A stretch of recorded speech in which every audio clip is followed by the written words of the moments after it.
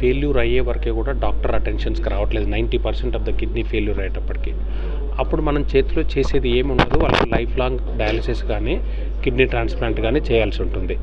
అలా కాకుండా ఈ డిసీజెస్ని కనుక మనం ఎర్లీగా అంటే స్టేజ్ 1లో కనుక గుర్తించినట్టు ఉంటే మనం చివరి స్టేజ్కి పోకుండా చూసుకోవచ్చు. We can prolong the kidney from anywhere from 10-15 years to 30 years, almost like a normal kidney.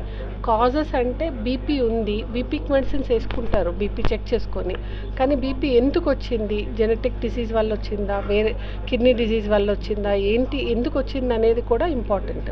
So BP ఉన్న పేషెంట్స్కి లేకపోతే అనీమియా ఉన్న పేషెంట్స్కి, చాలామందికి హిమోగ్లోబిన్ 5-6 ఉంటుంది.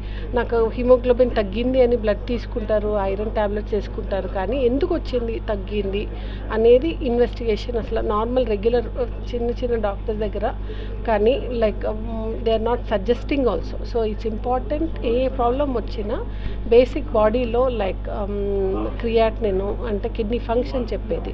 ఇప్పుడు కొత్తగా కొన్ని టెస్టుల్లో అయితే జిఎఫ్ఆర్ అంటే kidney function rate, glomerular filtration rate అంటాం, అది చెప్పేస్తుంది రిపోర్ట్లోనే. కొంతమంది భయపడి వస్తున్నారు, కానీ అవగాహన పెరిగితే దాని మీద like we will find out the reason why blood pressure వచ్చింది. ఒక 20 ఎగ్జాంపుల్ తీసుకో, 25 years ఓల్డ్కి బీపీ వచ్చింది. యూజువల్గా బీపీ అనేది 35 years తర్వాతే వస్తుందని చెప్తాం.